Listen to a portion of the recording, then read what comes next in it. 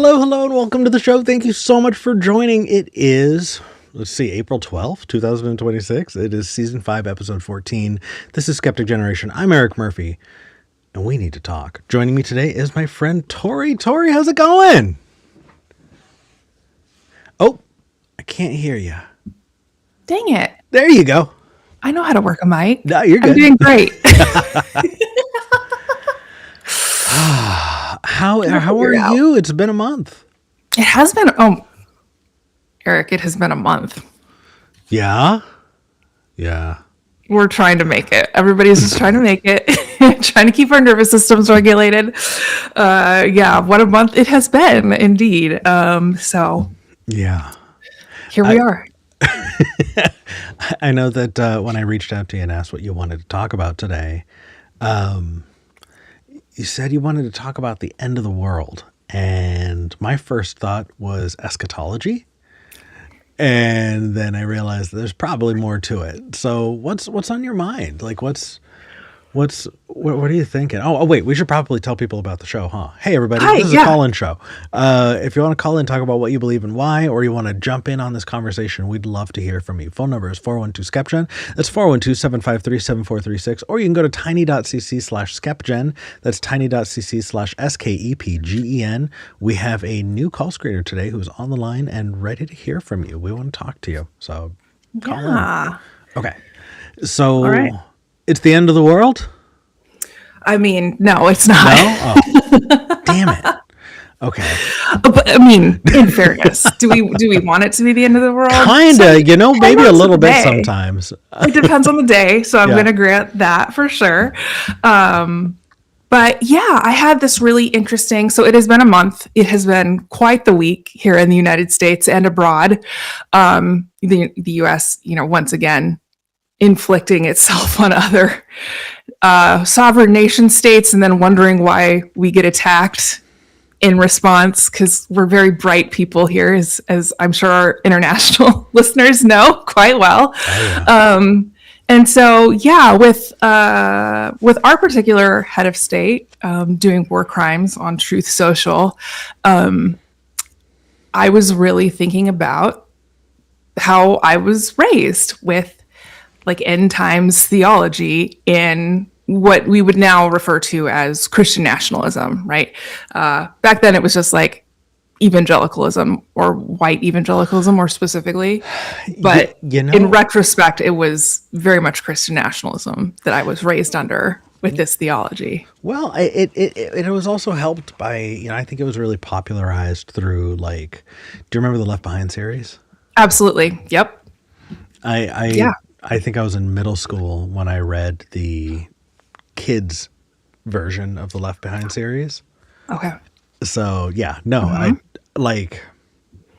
for those who don't know and are lucky enough not to have been involved in that shit, how would you even explain Left Behind?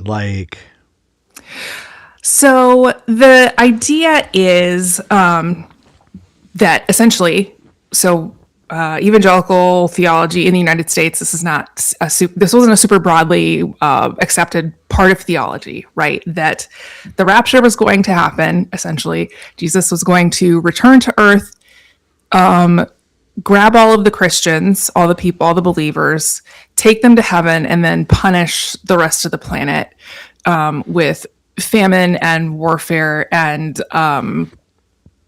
10 years, right? Horse locusts and I think it was 7 years. 7 years of tribulation. And so the first half was going to be a little easier. Second half was going to be really terrible.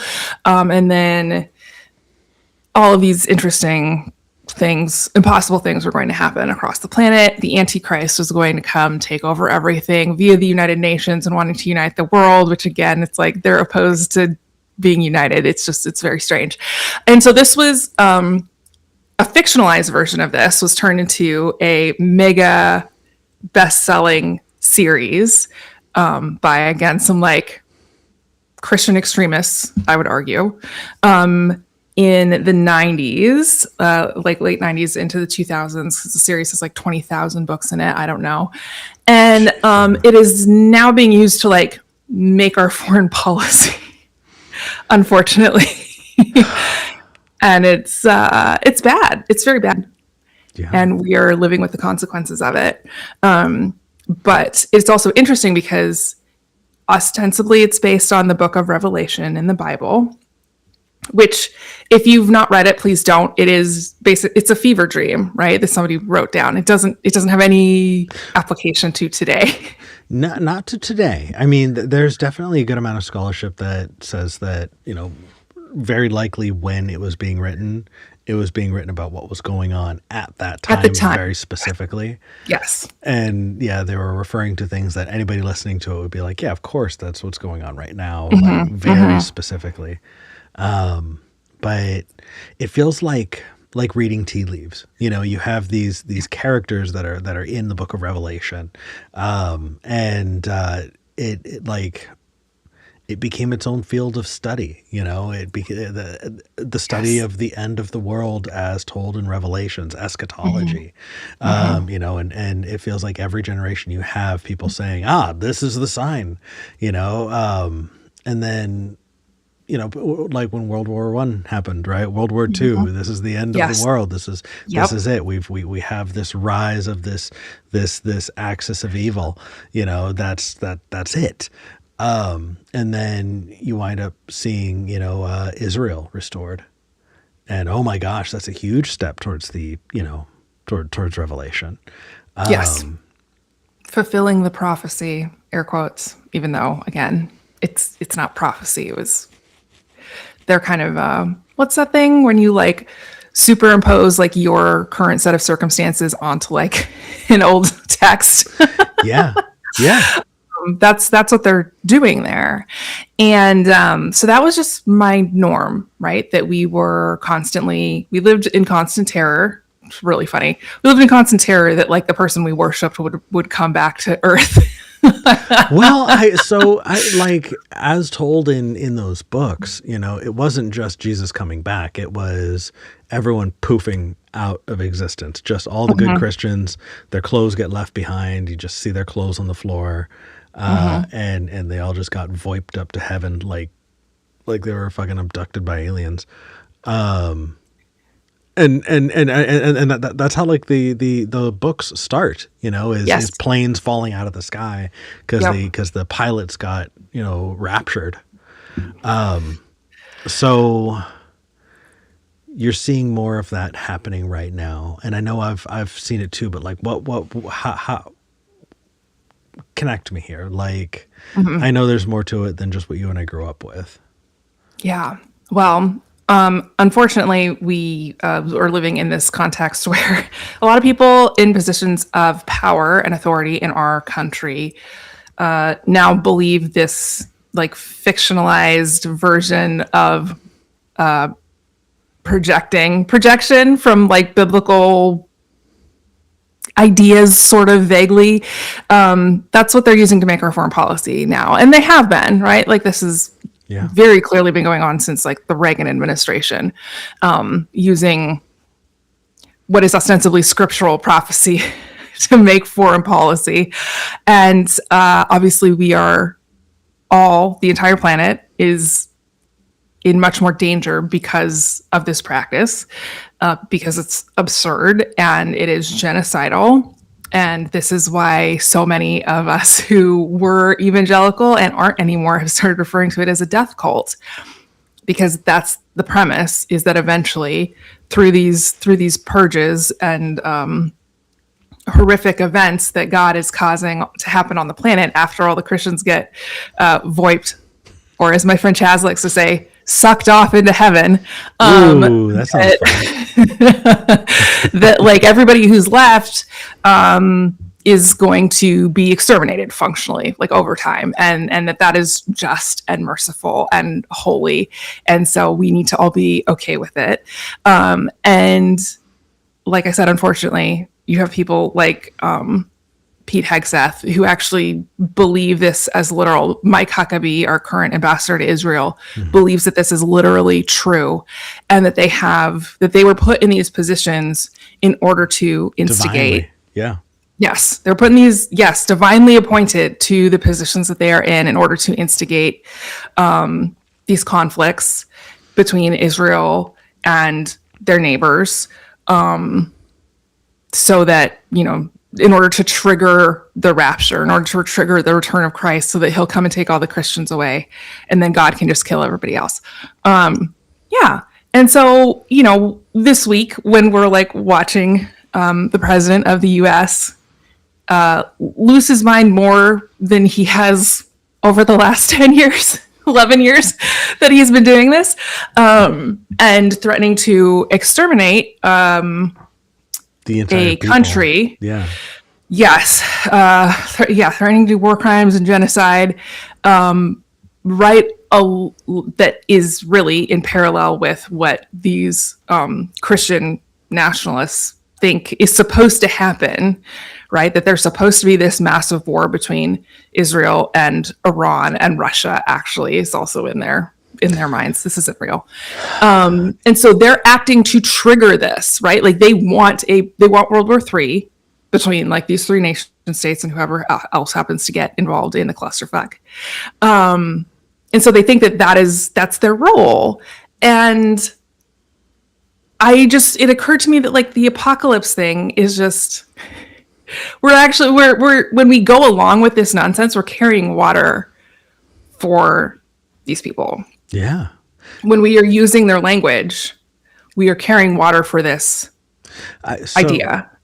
I feel like I have things in two buckets when I think about people like Pete Hegseth and these government administrations with evangelical backing, and people like Peter Thiel. You have this kind of tech oligarchs who are talking about the end of the world, and then you have these militarist death cult people who are trying to bring about the end of the world. It feels more than just coincidental that both of them are talking about this very specific thing. Do you see kind of any interplay there, or do you think that, like, why are all the people who have power thinking that the world is ending? So it's very interesting, right? But from like this theological lens, right, of Christian nationalism, the idea essentially is anybody can kind of glom onto it and use it for whatever their specific ends or aims are. Yeah. With Trump, for example, I don't think he believes any of this stuff truly, sincerely, deep down in his heart. Like, I don't think he's a true believer. I think most people would agree with me on that. But same with Peter Thiel, right? And all of these billionaires who are building their bunkers in Australia and New Zealand because that's where the food is still going to grow after the nukes start flying or whatever, right? That like anybody's just like glomming onto this theology who wants to. And it's all the people who want power over others. And it is people who see most of the population of the planet as disposable, and actually that it would be a good thing to dispose of people, right? Which again is like right in line with that theology, air quotes, of Revelation, that like most people are going to die. I think it's like 3/4 of the planet is going to die in like 3, 4, 5 years, something like that. Yeah. And so they're using it, right? They're using this and the fact that this is like a really widespread belief in the United States, for their own aims, for their own purposes, for their own ends. And so people like Thiel, and Elon Musk and Altman, like they're not true believers either, right? I think Thiel is. Okay. I think Thiel. Maybe I don't know. Okay, I can't get a read on that man, so I'm not going to pretend. But I think it's convenient for him that he happens to stumble upon a theology that like supports his personal idea of like how the world should work, which is that he should be in charge of it. And so in that sense, I'm like, you're not doing theology right. I'll say that. I'm like, this is an incorrect application of theology, and I think he knows that. That's what I'll say. He might be a true believer. And so it's like all like recently this is just all kind of occurred to me that it's like, oh yeah, we're using the language they want us to be using. They want us to be in despair and to think that like humanity will be gone in 100 years. Right? They want us to give up. They want us to not do anything about climate change. And that's why they're using this language. And it just occurred to me this week that I was like, oh, wait, we have agency here. We don't have to use this like end of the world apocalyptic language. We can start thinking about the future through different lenses. We can have a different perspective on what the world will look like. I very frequently think about the fact that, like, you know, there's a version of history where 400 years from now, kids in high school are reading about what we're going through right now and being like, oh my God, that was the fucking dark ages. Oh yeah. I mean, we're here now and it feels like the dark ages. I know, exactly. And so, you know, but that actually makes me happy. And then it occurred to me also that it's like, oh, 400 years from now, like maybe nobody would be thinking about this at all because it's so irrelevant, which like, again, gave me a lot of perspective on different ways of thinking about the planet other than like extinction events and billionaires ruling the 12 people who are left, who are running the robots for them. I think that we need to have a more robust view of like what the future can and should look like. And we should not give into these narratives, and we should not be using the language that Christian extremists, like religious extremists, want us to be using, because we're just carrying their water for them.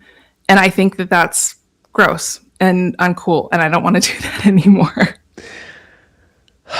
I feel like I have a couple of places that I really want to go with this. The first, though, is I just kind of want to offer up a little bit more support in what you're saying. Mark Andreessen recently was quoted as saying, "Oh, do you know what I'm going to bring up?" No, but tell them. He's annoying. That's all. Yeah. So Mark Andreessen recently was saying that he actually doesn't have introspection. He practices, and it's a goal of his not to be introspective. It is better to be just do as you think. I think that when you're that wealthy, when you're that powerful, nobody is going to tell you no regardless. And because of that, you wind up developing these weird psychoses of importance, you know. The number of I mean, so I think eschatology is bullshit regardless, because but still, I do think that there are more and less, like, I don't want to say legitimate, but stupid. There are more and less stupid eschatology, you know, sure, folks. Yes. Like, there are biblical scholars who really try to root their scholarship in, you know, a value set that's at least understandable, you know, who take a look at this and go, this is insanity, you know. But of course, you know, especially Teal, right? You know, Teal really, really had a big impact on the effective altruism, you know, and he would charge people to, you know, like a ton of money to go to these retreats where they can learn and develop, you know, in this kind of new moral ethical framework. So if people are already going to him and giving him a lot of money to be this thought leader, you know, and of course he's going to get there eventually, you know, and I think that they are seeing the end of the world, that they're getting diminishing returns, right? Once money loses enough value, and once you already have everything you ever want, you know, of course it's going to start feeling like the end. I feel like it definitely finds fertile ground in, you know, rapture mythology. Yeah. And it's frustrating because it just further, I think, brings people away from the cause of their suffering. You know, they're going to the wolf to guide them, you know, and it's just like, this is who is eating you. You know? Yeah. What are you doing? Yes. But so I got that. Also, like, I just want to point this out anytime I get the chance. You guys, this end of the world bullshit has been going on for as long as I've been alive, at least in like popular consciousness in evangelical circles, Yes. right? This is culture war stuff. This is, you know, this is, we are in the world and we are not of the world. And the world wants to do this. And we see our rightful place as God's chosen people, you know, and as God's chosen people, we are going to be, we're going to be in, what's the word? The world is going to be set against us, you know, and so they look for reasons to feel persecuted. Yeah. And we've spent our entire lives rolling our eyes at it. We've been rolling our eyes every time the war on Christmas gets brought up. We've been rolling our eyes that, you know, Israel has been restored. We've been rolling our eyes every time people bring this shit up. They weren't rolling their fucking eyes. They meant it. And when they've been saying they're going to war, they mean it. Yeah. I mean, I think it's not, it should not surprise anybody that if you go on Truth Social, you're going to find people calling for the death of Democrats everywhere. Yeah. This is not as wild as it used to be, and it got that way because we kept rolling our eyes. Yeah. And it's frustrating because if there is a war and only one side is fighting, you're not going to make it not a war by saying it doesn't exist. And you're not going to make it not a war by rolling your eyes. All you're going to do is never defend yourself. I'm furious about it. Like truly furious about it. Sorry, I had to. No, it's all good. And then the other thing I completely forgot because I got wrapped up in the culture war stuff. I'll remember it eventually. I do want to put the phone number out there one more time before we continue, though, because we've got open lines, everybody. Call in. We want to hear from you. The phone number is 412-SKEPGEN. That's 412-753-7436. Or you can go to tiny.cc/SKEPGEN. That's tiny.cc/SKEPGEN. Our call screener's waiting to hear from you. We want to hear from you, too. Okay. I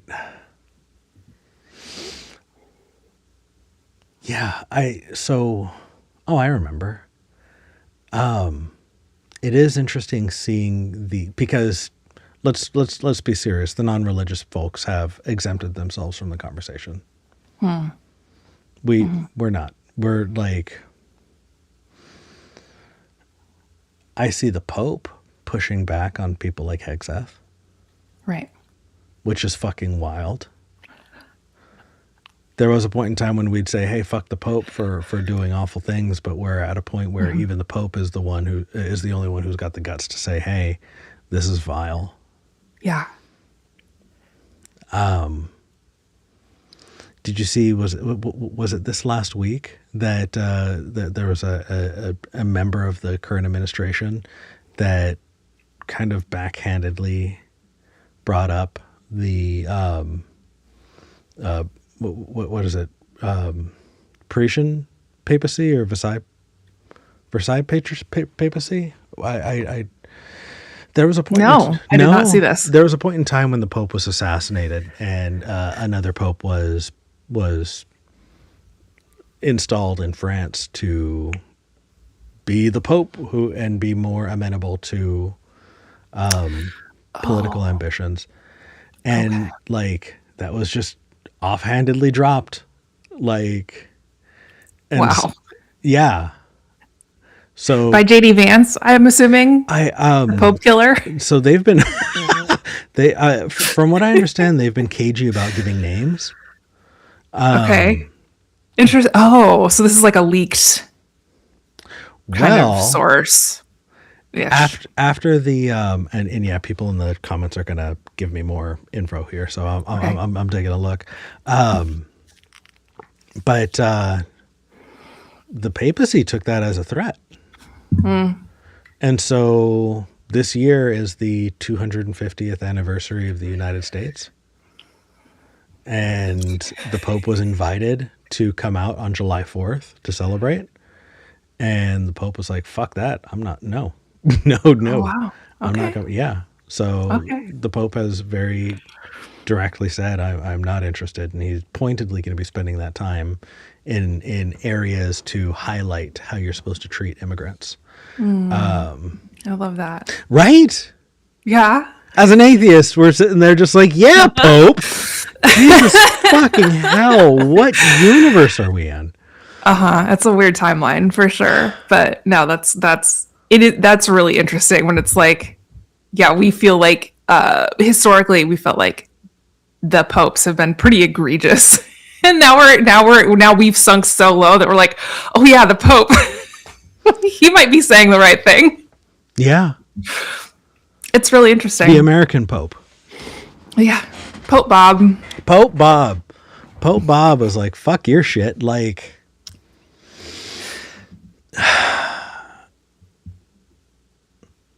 I where do we even go with like,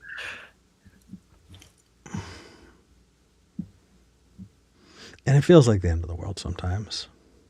Sure. We've been does. coded to feel that way. Absolutely.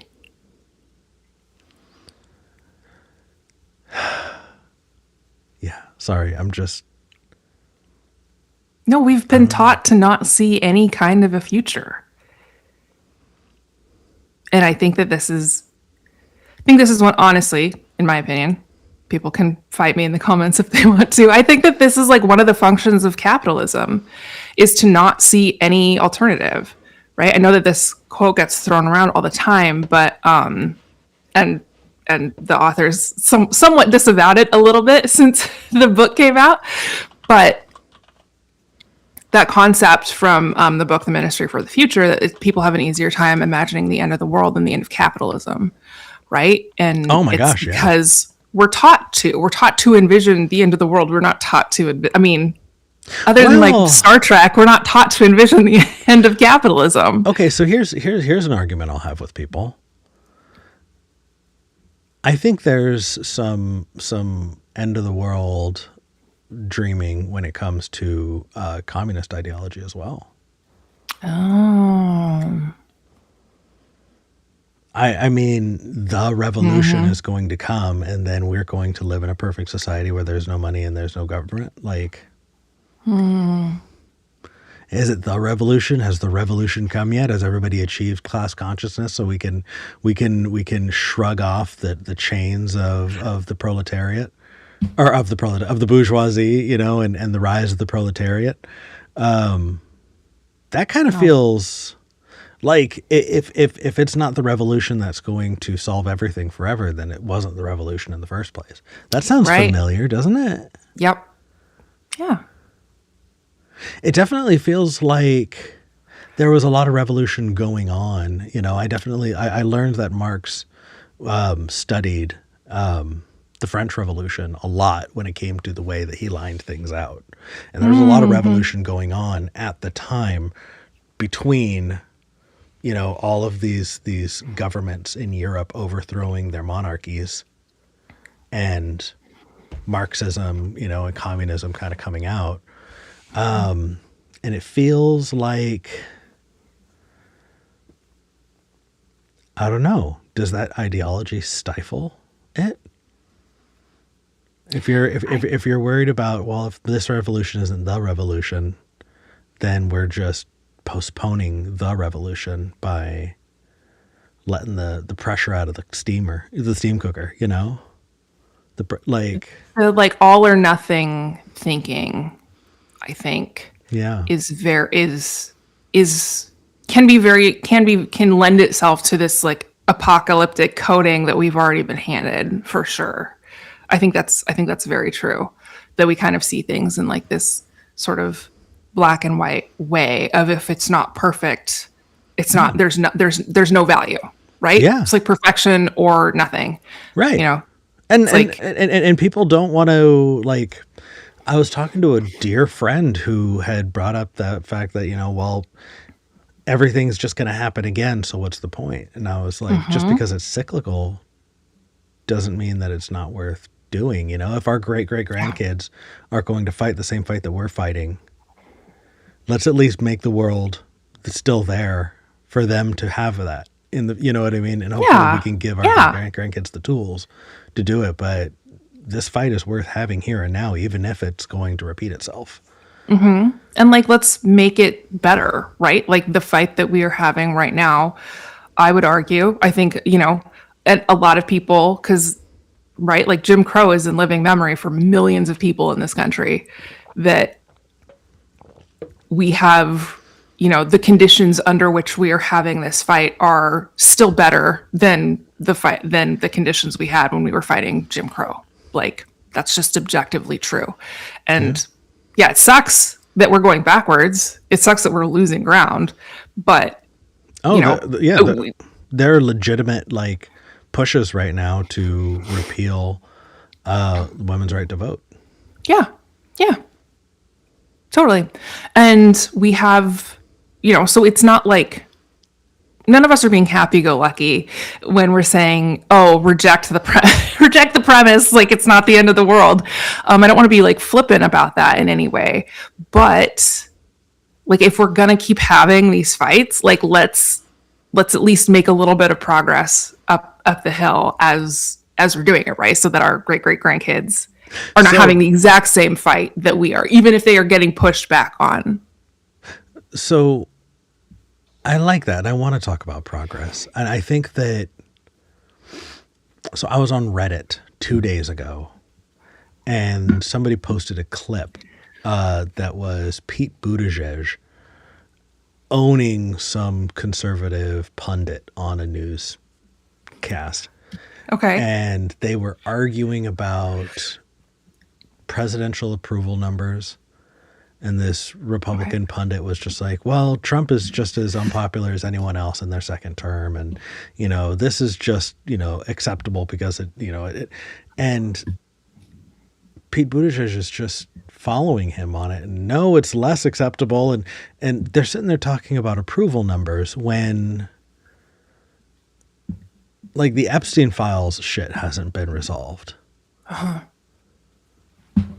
Like, they're talking about nukes in Iran and whether or not it's fair and safe to justify going to war when Congress hasn't even signed off on it the way they should when it comes to going to war.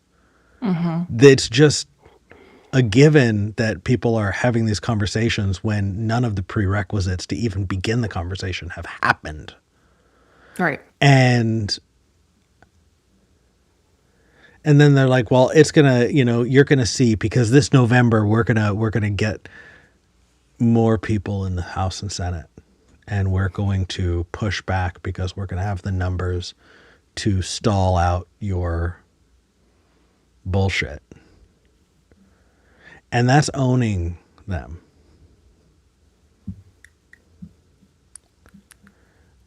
I hate it. And I see Democrats going, man, wasn't that great? So what the fuck does progress look like? What is it? Yeah. Because if that's it, I fucking quit. Like, that doesn't feel like it to me. So when you say, we want to build this better world, we want to see it make progress. Is progress voting in November? Is that the only thing we need to be talking about, is fucking approval numbers and whether or not people feel like it's justified while we all fucking pick our asses and smell our fingers while fucking children's schools are getting bombed in Iran? Like, is that it? Yeah, it's unconscionable, truly. That it's like, oh, well, we can't put up a fight until we have the numbers. Well, I mean, I've been saying this for months now. It feels like the only options are be a sociopath or be a bitch. Yeah, it does. That's politically very much so. So That's very much how it feels. And I don't, it's weird. I think a lot of the people who represent us in the US, like in our particular legislative bodies, are so incredibly out of touch.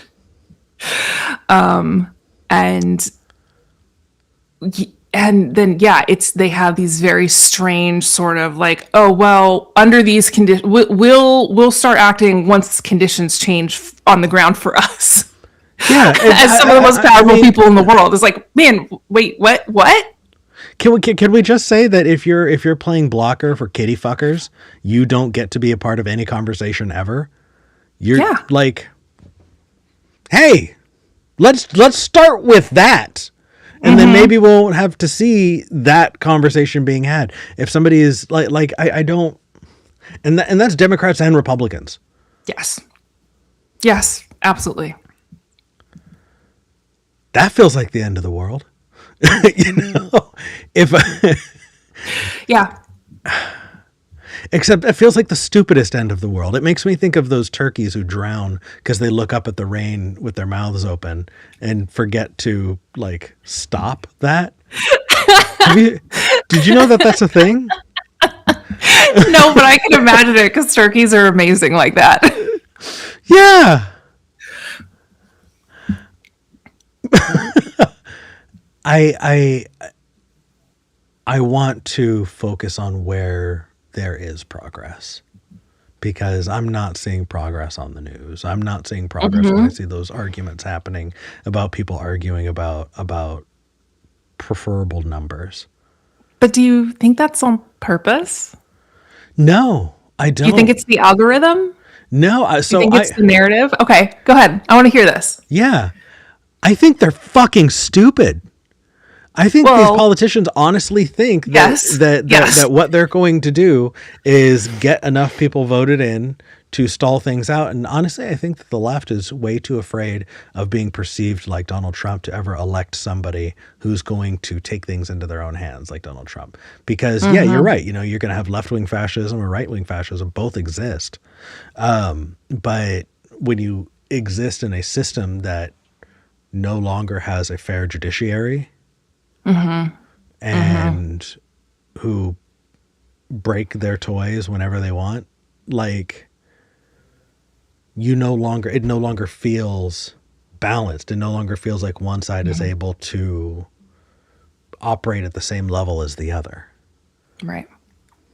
Yeah. I really, as much as I've pondered this for the last several years, the way that, again, like our legislators, but especially I think the Democrats right now, whatever their game plan is, whatever like their future casting, wish casting is, I can't make heads or tails of it at all. And so I think that, Eric, you have a really good point that like, that's not, you know, voting is a tool, but that is not the end all be all of our civic requirements and civic duties at this point, at this juncture in history. Like, we have to be doing more than just showing up to vote every 2 years. Well, and I think that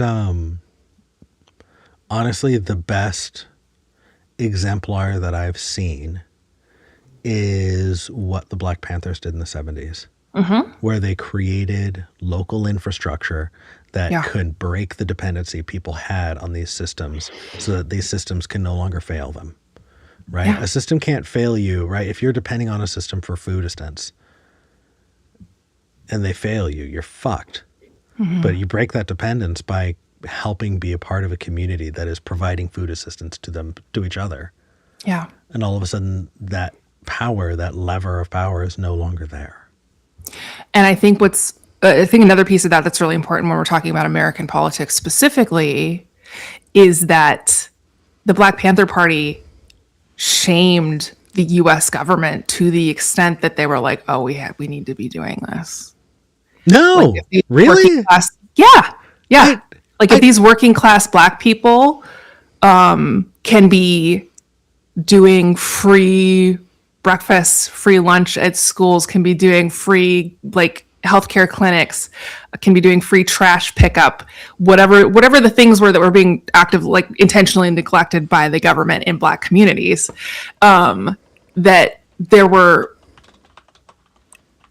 actually like legislative steps to take the place of the work that the Panthers were doing, so they could take that power away from them, because they legislators realized that like the Panthers had more power in communities than they had, and they didn't like that, which obviously they didn't like it, right? And so I've found that really intriguing, that like there were states that didn't have food programs for kids in schools, and then the Panthers show up and start doing this, and they're like, oh fuck. Like, you know, we can force them to stop, right? We have the power to force them to stop, but like also people are like expecting this now. Like their expectations have been raised because their needs are being met. Maybe. I don't know. Like, I know that when they started doing that, like FBI got involved, CIA got involved, and they assassinated Fred Hampton. They assassinated, Malcolm X. They assassinated. And like, Martin why? Luther Like, King. why are you assassinating a 24-year-old? Like, what are you so afraid of? Like, I guess. I think that when the people start doing it themselves, it's because the system that they hope will do it isn't doing it. Yeah, absolutely. And so then you start seeing representatives go, hey, I'll represent you by taking on this cause. I think if we want to see these tech oligarchs brought to heel, it's only after we start organizing enough strikes to break them. Then you'll start seeing politicians who run on that. Yeah, no, I think that's a really good point. I think that we have to, and I don't know exactly what this looks like. There are definitely people who are much smarter than me who could like figure this out. But I think we do need to have a plan to have really strategic strikes set up to cause a lot of damage in a really short amount of time to very specific people and industries. Yeah. Because we have the power to do that. Like, I'm not saying it's going to be fun or easy, but I think if we can be really strategic, again, going back to like the civil rights movement and the Black Panther Party, that they were very strategic in the things that they chose to do, like the actions that they chose to take. It wasn't a scattershot, everybody do everything all at once. It was like, let's look at, our city government on like what the budget looks like and where can we break something that they really need by putting all of our pressure in this one spot, that we will get them to capitulate on 7-8 other items. Absolutely. Right? Absolutely. And I think we need to be thinking about it like that. We need to be thinking about that with the stock market, right? With our labor and withholding our labor. We need to be thinking about that with, I don't know how this works. I haven't quite figured this out, but like with the amount of corruption that's going on in like the betting markets right now, and also targeting very specific individuals, like where can we very specifically hurt someone like Peter Thiel or Andreessen economically. I think that we can think about it through that lens as opposed to thinking about it through the like, oh well, hopefully the Democrats get elected. I think we need to be a little bit more proactive than that, right? Even if that's not the thing, thinking about it through that lens of like, what power do we have? Yeah. And not just, gosh darn it, can't wait for 2029. Right. We're eventually, we're gonna elect somebody who's gonna make. Yeah. No. Who's gonna do the thing? That's people who's power. Yeah, absolutely. And I don't think that like. Respectfully, I don't think that the Democrats are going to do the thing until we start like stomping on their feet, and maybe people get a couple like broken toes, and then they're like, oh right, I work for you. I really, honestly, the Democrat Party can go fuck itself. I'm very okay with some new party taking its place that can actually get shit done. Because I don't have fucking like. That said, Republicans were saying that when MAGA got started. So like things can change in the world. Oh my God, you guys. But like, sorry, I had a thought and then I wanted to engage with you. Like, give me a second. I'm sorry.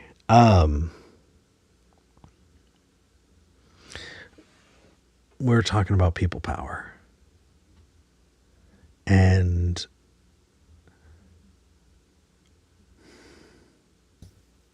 billionaires. Oh, for sure. So I think that we have been freed. I think we have been freed of the guilt of being tone policed, right? People say, oh, well, you know, if people don't show up to work and that creates $2 billion worth of, you know, missed revenue, you know, you can't do that. Do you remember when kneeling during the Pledge of Allegiance was the end of the world? Mm-hmm. Do you remember that? Yeah. There is no protest that is acceptable to them. Right. Yep. Absolutely. It was a big deal. It was a big deal that kneeling during the pledge at football games was causing, because this power couldn't even be acknowledged. Not actively pushed back against, just acknowledged. Mm-hmm. And like, it's already been made illegal. Being anti-fascist, it now makes you a terrorist. Like, that's been a thing for almost half a year now. Yeah. So hit the streets, y'all. You know, you don't need to be violent. It is not violent to walk out of work collectively. Mm-hmm. In fact, the organizations that were made to defang unions have been fired. Like, isn't that amazing? How come no one's talking about that, by the way? How come that has not been a huge piece for people to discuss? That the United States Department that manages unions to say, hey, you're not striking appropriately. Hey, you know, here are your fines. Like, Doge cut them because they thought that was woke bullshit, because they saw union in government and thought that was pro-union. Like, yeah, no, I totally understand what you were saying. And also, like, before Doge existed, Elon Musk had like signed on to a lawsuit to try to get the NLRB shut down, because they were like, it's unconstitutional. NLRB, that's it, National Labor for us Board. Yeah, yes, it's unconstitutional for you to like make us treat our employees with some semblance of dignity and autonomy and respect. But that's not what they do. They're HR. No, it's not what they do. It's not what they do. And even they want to get rid of the HR. No, but okay, like, so yes. Okay, hey everybody, if you work, then you need to know something. HR is not your friend. You should know this as an adult. If you don't know this, please hear me out. HR is there to protect the company. If you have a complaint, HR's first responsibility is to make sure that their company is not going to get sued. They will pester you. They will bully you. No matter how nice they may seem, their goal is to make sure that you are not going to hurt their bosses. And often your things may align. You know, maybe you're getting harassed and that harassment could potentially reflect a bad lawsuit on the company. And so they're going to take your side in that harassment suit, if only to protect the company from taking on more harassment suits, right? Like, that is a possible legal shit. But that is not in for you. They might align with you, but they are not there for you. And so, yeah, there are countless stories. You know, I guarantee you talk to people in your life who found out the hard way that when they brought something to HR, all HR did was restrict any ability they had to actually see justice done because they were wronged by their employer. That's what the National Labor Review Board is. It is HR for the government when it comes to unions. They were not there to look out for the unions and workers for unions. They were there to look out for the government. And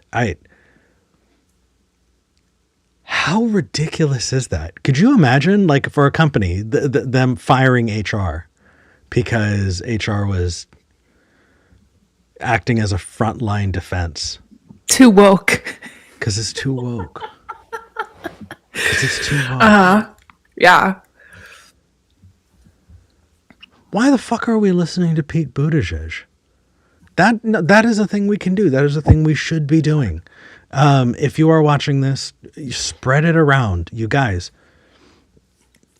voting in the fall, great. But if you have not gotten your views front and center in the minds of every politician by this fall, and it doesn't matter who you're going to vote for, they're not going to be running on the issues that you care about. So you have work between now and then to make sure that whatever you're voting on carries the message that you want them to carry. Yeah. So yeah. No, I mean, when the NLRB was fully staffed in Minneapolis, they did a general strike. A general strike is illegal as fuck. It's illegal as fuck because one worker group is not supposed to be able to go on strike sympathetically with another worker group. Like, right. Unions are not allowed to do that. Right. But there wasn't the enforcement to get those people in trouble. To stop it. Yeah. The cat's so away, guys. Maybe there wasn't upside to dough, just that they can't stop us from doing sympathetic strikes anymore. The NLRB specifically can't stop us from doing sympathetic strikes anymore because they have no staff. And wildcat strikes. Let's not forget. Absolutely. Yeah. Absolutely. That's kind of amazing. Is it now the Wild West for unions? I mean, that would really suck for the federal government, so I hope so. Like secretly, I'm hoping that like they're like, okay, no more laws, no more representation, no more HR. You're just not allowed to strike, because if you just tell everybody, well, you don't have any unions anymore and you're not allowed to strike, guess what? People are going to strike. Because they did at the beginning. That like yeah, I know. It feels like this kind of beautiful full completion, though, doesn't it? That under Reagan, you have this co-opting of movements so that you can defang them. And then through just sheer stupidity, they wound up ruining something that worked so well. Like, for them. Yeah. Well, for them. Yeah. Like protected them. And now they're like, oh, we don't need this anymore. It's like, oh. Yeah. Really? You ready? You ready for the consequences? One of the smartest things the Reagan administration did is co-opt the story of Black history by creating Black History Month or endorsing Black History Month. You know, is oh hey, you know, yeah, we like Black History Month, so we're gonna make sure that we tell the story that you want to hear, or we want you to hear. Yeah. Like, and then say we don't do that because that's too woke. You guys, that was the best psyop that you did. Like, yeah, it is really interesting that they're not aware. It's interesting that they're not aware that, like, oh, this was the compromise that benefited you. And they're like, oh, we're just gonna get rid of this now. It's like, sure you want to do that, babe? Okay. And people crying about it. We want Martin Luther King Santa back. Martin Luther King Santa. That's fucking awesome. Yeah. Sorry. This is my rant. I apologize. We have a caller who's been waiting to talk. Let's talk to Jay in Florida. Jay, get me off of my rant. How's it going, buddy? I'm not sure I'll be able to do that, man, but Why? What's going on? What Yeah. What's on your mind? Okay, no, it's going good. You guys were talking about the Black Panther Party a couple minutes ago, and I was like, ooh, yes, exactly, right. Yes. I was actually playing Satisfactory, and I stopped. Hey! And I have to call him. Yeah. I love this. This is amazing. I was actually playing Satisfactory before the show, so. Oh, really? Awesome. You Cool. get up early. Damn. Oh yeah. Jay, are you in the PTR right now? Yes. Yeah. All right. Sorry, huge nerd. Yeah. Tori, I would be happy to show you Satisfactory if you'd like. Yeah, you have showed me it before, and I would like you to show me again. You build factories. But I don't know what you're talking about right now. You build factories. So, anyway, Jay, I'm so glad you called. I was thinking about you calling this morning. So I'm glad you're the first person to call in. Yeah. Makes me happy. So Black Panther Party. What's up? Right. So you guys were talking about Black Panther parties and the social programs that they started, right? So the reason why we have WIC, SNAP, and those programs now is because that's what the Black Panther Party was doing in these underserved communities, and that's what the federal government kind of implemented as a way to calm the people when they destroyed the party that existed, right? So what I wanted to kind of talk about is some things that you spoke about earlier, Eric, in terms of building community and how that changes how the capitalist class or the nation itself will react to community building, because we wouldn't have had or would have these programs like SNAP and WIC if it wasn't for what the Black Panther Party started doing.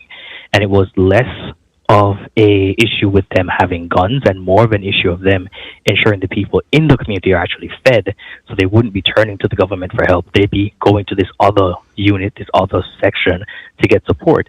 And this other section wasn't fully capitalist. They didn't support the capitalist nature of the country. So that's what they were afraid of more, and not per se Black people walking around with guns.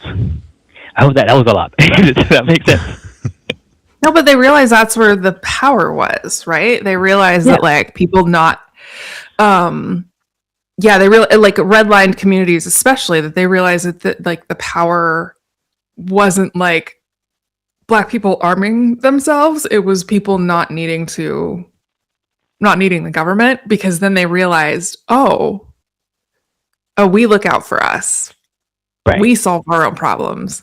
We have the capacity, right? Because it's I think in these contexts, I'm pulling my sleeves up because I'm going to get to work. When you're in these contexts, right, and you're a little kid and you're growing up and you're seeing your community show up and provide for you, right? And your basic needs are being met. Then suddenly the narratives that you're being told by white supremacy, right? So in every space, in every area that you engage, it's outside of your personal home or city block that you live on. Those are then questions, right? You can start questioning those systems. Right. And that's the thing that is so important, is making sure that people don't have the wherewithal or capacity or experience to question the systems that already exist, right? So when you start taking that power away and making the government seem not like this big beast that can never be defeated, right? Like the dragon that just owns all of us. That it's you're empowering an entire generation of kids to see themselves for their full value and their full worth when they can look out, when you get up every morning and your entire community has shown up to make you breakfast, right? The entire community has shown up on a Saturday morning so that you and your little siblings can go to the dentist. That you're taking away this power and you're making the government seem smaller than it actually is, right? That it's no longer the huge shadow on the wall, but that you're you actually suck. You don't have power over me. You don't get to dictate what the outcome of my life is supposed to be, because my community has the ability to make sure that I am well, that I am taken care of, that I can fulfill my potential in this world despite the white supremacist constructs that exist. that I have to engage with. And I think that is the piece that was scary to the government, Jay, like you're saying. It wasn't the self-defense piece. It was the like, oh shit, we need to make sure that these people continue to feel less than, right? So we need to take away these programs, which is what they did. Like they literally shut these programs down. They just came up with policies and legislation and like, you're not allowed to do this and it's not safe for you to feed kids because like maybe food is contaminated or whatever the fuck, right? Like they literally shut these things down because of the people power, because of the community power that was so evident and on display in these needs being met by people, by the people, for the people. I do also want to throw out there as well that it's not just government. You know, it is that capital piece as well. You know, like if your boss is forcing you to take on unpaid hours or overtime that you don't want to be taking, you know, I want to be there for my kid's game. Well, if you don't come for this shift, you're going to lose your job. Well, I can't lose my job. My kid needs to go to the dentist. Hey, I can't lose my job because I got to get school supplies for my kid. Hey, I can't lose my job because then I'm not going to have a home. But if your community is saying, hey, we're going to make sure you have a home. Hey, we're going to make sure you get a dentist. Hey, we're going to make sure that your kids have clothes that fit when they get to school on their first day of school, then all of a sudden you have the power to tell your boss to get fucked because you're not so dependent on them, right? Like that does feel like the difference between feudalism and not, you know, is when your boss has so much power that they can force you to be a slave under pain of being destitute, then you're no longer making a choice. You are forced under an oppressive system. So like, you're creating that, not just against government. I also just want to point out too, you are empowering people to be able to be able to work. So there's something that I kind of learned that I would love to kind of bring up in this subject and get your guys' thoughts on it. And I promise it's relevant, but just follow me for 2 seconds. Sure. Okay, so before Germany was a country, you know, back when it was Austria-Hungary, right? When it was Prussia, like, have y'all heard of the Habsburgs? Like this royal family that, you know, went back and was really, really famously like inbred. Yeah.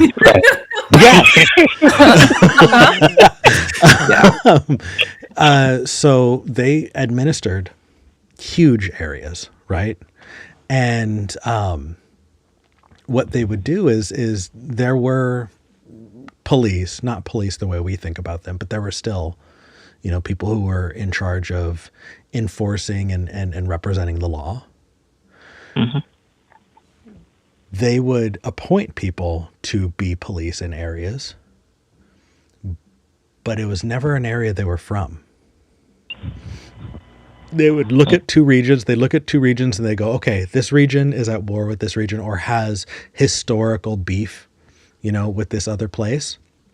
We're going to take your historic enemies and appoint them as policemen over you. And we're going to take you and appoint you as policemen over them. Yeah. We're going to intentionally make sure that people are not from your community who are in charge of enforcing the law in your community, because then it breaks the connection that people have with the enforcement of the law that is held over them. And when you also have that local enforcement of justice, right? Like when the officer on the beat in your street, everybody knows where they live. They're less likely to be a piece of shit. They're less likely to randomly shoot somebody in their car when they live in the same neighborhood where they shot the person, right? Right. And everybody knows them. There's a level of trust. There's a level of care that happens when police are from and live in the areas that's being administered. The only reason, and that still exists today. Every cop I've ever known lives in a separate county, you know, or at least 45 minutes away from wherever they work. Yeah. Because they don't want to be followed home. Yep. that feels especially relevant when we're talking about people power, because when we start administering our communities, then the people who are actually enforcing the in that community are a part of it, and therefore are responsible to it. Yeah. Or answerable to it. 100%. Agreed. Agreed. That makes the whole administering the whole law thing just completely different when you're actually in the community. Like, you'd be less likely, or I think a police officer would be less likely to shoot someone in the community they're from, because they would, one, easily know that person. Oh no, that's Jim. He's a little bit crazy. Let me just talk to him. I know his mom. Let me find out what's happening with him. And then you'd have more that what I think we call community policing, where the police are not just there to enforce the law, but actually to protect the citizens in the community, right? We don't have that a lot, and that makes me really sad when I think about it, because a lot of these issues could be easily solved with that version of community policing. Well, I should say we don't have that a lot in certain communities. In some communities we do, because in certain other communities the police do know everyone in the community and they do take time to get used to the people. But in certain communities it's completely different. It's administered completely from a different area. They don't live in that area. They travel at least 45 minutes to get to it. So they don't care. If you have to travel 45 minutes to go and run someone down who is on drugs, you're going to be a bit upset when you get there. Like, you're going to be on edge, because, like, I got to drive 45 minutes in traffic because this guy is off his meds. I don't want to do that. But if you lived in the community, it would be like, oh my God, Tim's off his meds. Okay, let's go search for him. Let's go help him. Let's find where he is. It's more caring, right? Absolutely. So we don't have that. That makes it, that's even another lever that they pull on to just keep everyone focused on, let's say, what they can actually handle at the time, or what they can actually mentally deal with at the time. And to kind of add something else into it, for me, what I see happening a lot on the left side is that we tend to infantilize it. We tend to make jokes about it. We tend to make it seem smaller and say, oh, look at this thing. It's a funny thing. Let's laugh about it, when it's not something we should laugh about, right? I like late night comedians as much, but there's a point where I don't think we should be making jokes about what is happening currently. I don't think we should have been making jokes about what's happening in 2016 with COVID and everything. I don't think we should be making jokes about or current president when he first said he was going to run, because he was very serious with what he said, right? I don't think those are things we should have made jokes about. But jokes were made, and I'm just like, this isn't something we should joke about. This is making it seem like they may have some rational point to stand on when they don't. I don't think TV debates like CNN is holding. And that Pete Buttigieg thing, I did see it. It was on Fox Business, I think. And I was like, why is Pete engaging with him on this? You already have everything you need. Just slam him down and move on. It wasn't a slam dunk for me. I mean, no. Pete did make some good points. And people are like, he roasted him. Oh, it was so good. Yeah. It's like, are you fucking kidding me? I want him to punch him harder in the gut and shut him up more, I guess. Well, they shouldn't have been arguing about numbers. They shouldn't have been arguing about, like, what the fuck are you even doing? Yeah. I'm glad you saw it. Yeah, you know exactly what I'm talking about. Yeah, I know.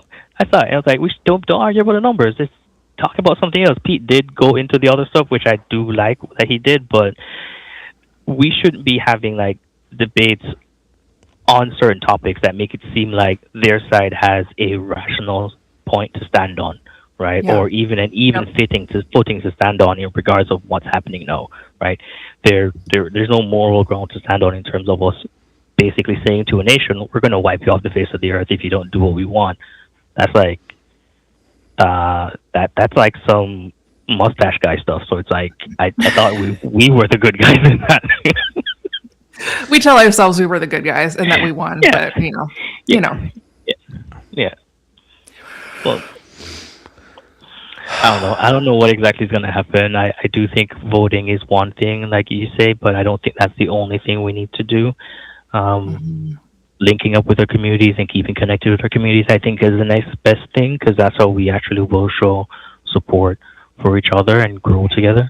But it's going to take more than voting to change this, because we might get a couple of Democrats back in, but unless we get a lot of Democrats like the mayor of New York in, we're not going to really see some major changes. Not in my mind. Yeah, no, I think that makes sense. It's like the Democrats right now are just kind of like this capitulation machine, I feel like. And it's like, how can we appease these people by giving them what they want? Interesting. And like making them like, let's just don't make them more upset, because then we might have to deal with them and we don't want to really deal with them. So I got to push back a little bit. Okay. Because I agree on the end result of it. I just don't think it's necessarily a capitulation machine. I think it has the effect of capitulating, but the thing that kills me is it feels more like a self-righteousness machine. Like, it feels like I'm going to pat myself on the back for being the best, the bigger guy, the bigger person. And like Michelle Obama said, right? They go low, we go high. Right. Yeah. Anytime you see other people who are going to be doing something vile or terrible, we're not going to lower ourselves to that. And so we're not going to be involved. And anytime we get the chance, we're going to make sure that we are exemplars by including the people who slandered us and put us down, because we're above it. And it may feel like capitulation, but I think the lever getting pulled in the minds of these people is self-righteousness. And I'm going to be a saint, and I'm going to be a martyr. And the thing I'm sacrificing is everything that I'm here to fight for, so that I can feel like the better person. Like, I do still think that Joe Biden's epitaph should read,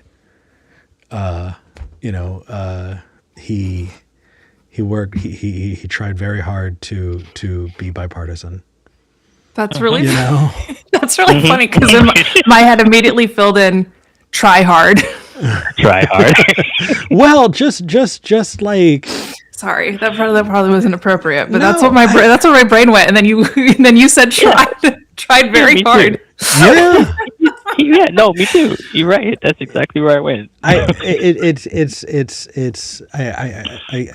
the poison of the West Wing, of watching the West Wing. I love the West Wing too, but when you try to be the West Wing, this is what you get. Yeah. And I mean, again, I think that this, like, for me, comes back to this idea of trying to tell people, no, Trump is serious, right? And people are seriously going to vote for him back in like 2015. Right. When everybody was like writing him off and like, oh, what a goober. Like, this is so silly. This will get us some clicks. This will get us some views. And I'm like, I'm sitting there, like, the minute I see him like come down that stupid fucking escalator, I'm like, oh, my parents are going to vote for this man. Like, guaranteed. Like, he's not even a third of the way down the escalator. I'm like, oh, this is who my parents are voting for in the primary. Right? Because I was raised in that environment. So yeah. And people didn't take it seriously. Like, a bunch of us raised this way. We're like trying to wave all of the flags and say, hey, please pay attention. Jay, I think that your point is something I've heard in the last week, people talking about like, maybe we shouldn't have been making jokes about some of these things. Like, maybe we should have been taking them seriously. And it is kind of interesting too, because historically, people who are who are inclined towards, who have fascist inclinations or aspirations, have taken themselves very seriously. And so mocking them was a very effective way to make them feel insecure. Right? But now they're not taking themselves seriously, and everything's like, oh, haha, you're offended. It's a joke. Calm down. And so it's an interesting conversation that people are starting to have about, like, should we have been joking about these things? Like, I don't know. I don't think we have any of the right tools to do this. Like, it's 2026 and we don't have any of the right tools. I had to explain to a friend what sea lioning is. Do y'all remember sea lioning? Oh, someone tried to do that to me the other day. Yeah. Oh, really? Jay, so dumb. Do you remember sea lioning? No, I don't specifically remember that. No. Okay. So was that something with trolling? Yeah. Adjacent. It's trolling adjacent. So like Okay. Flavor. this was like 2014, 2015, somewhere around there. There was a comic that came out, and in the comic, it's kind of looks Victorian, and one person says, "Oh, I love this conversation, but the people who I really can't stand are sea lions. Those guys are just annoying as hell." And a sea lion comes in. I happened to overhear that you were saying something bad about. I just want to. How do you? I just want to have the reasonable conversation. What are you? And just keeps pushing on it. And they're just like, please leave me alone. And then they go home, and the sea lion follows them home and sticks his head in their window, and and keeps them up at night, and is just like, we need to have this reason. If you're not having this conversation with me, then you're just admitting that you don't have good, valid reasons for it. And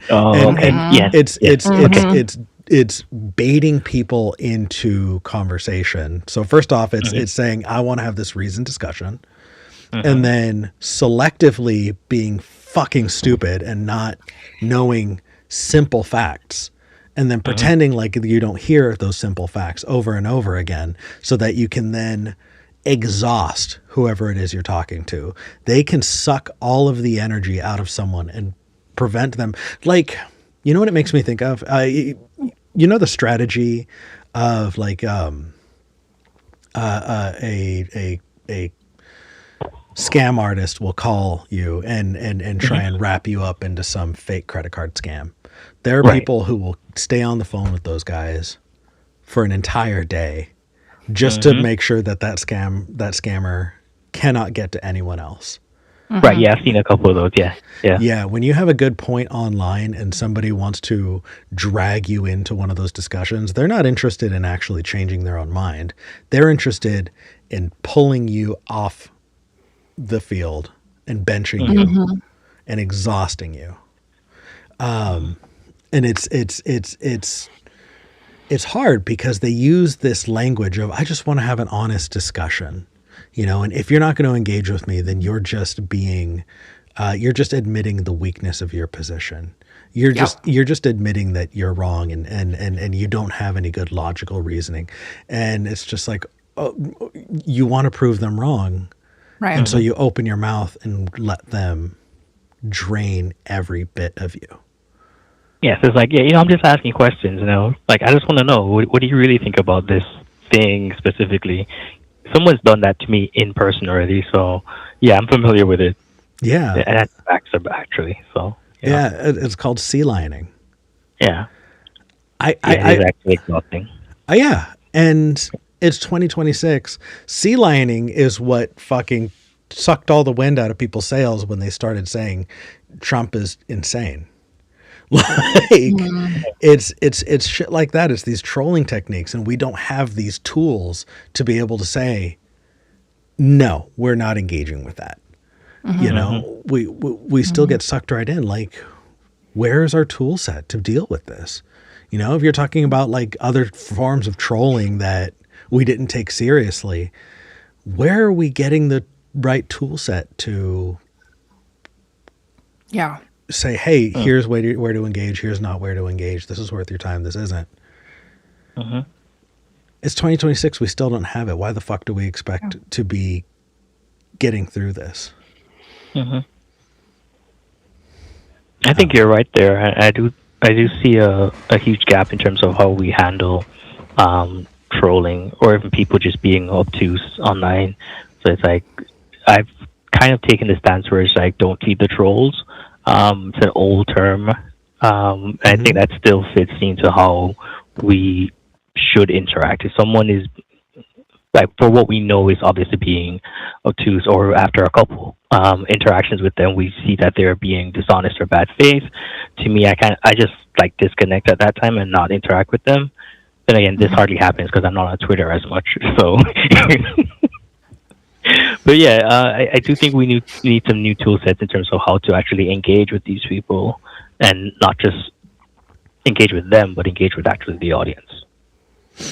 Yeah, I think that can absolutely be applied when talking about Trump, right? If somebody wants to talk about Trump and doesn't want to talk about the Epstein files or Stormy Daniels or, the rants that he goes on Truth Social and doesn't want to admit that Trump has personally benefited from and lined the pockets of himself, his family, and his friends at the cost of the American taxpayer. If they want to pretend like, oh, I never heard about that. What do you mean? Can you give me evidence? Fuck you. If you don't even remotely understand that, you are not interested in the discussion. You don't get to begin by saying, I don't know. What do you mean? No, fuck you. That's not an honest discussion. That is an attempt to drain you. No. No. If somebody's grab him by the pussy, did he say that? I think that's fake news. Get fucked. No. That's not locker room talk. He wasn't serious. Come on. Yeah, if they're saying locker room talk, they have not engaged, or they have and they're deciding to act an idiot so that they can drain the fuck out of you. Mm-hmm. If they want to, if they've got reasonable, hey, here's what I think about it, and you know what, I'm willing, yeah. Maybe I saw these things and I have different reasoning. I think that Trump is playing fucking 5D chess and he's 20,000 moves in front of everybody. Cool.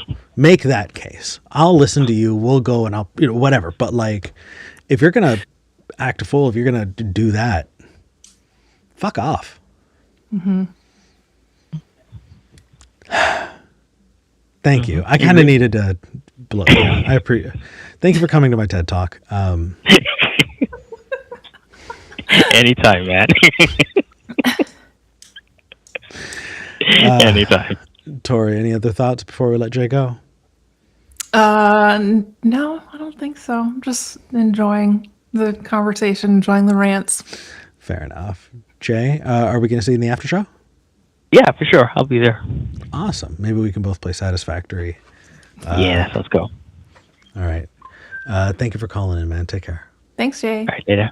Bye. I really like Jay. I know. We've got a really sweet little community here. Yeah. A lot of very interesting people with like really good takes and perspectives, and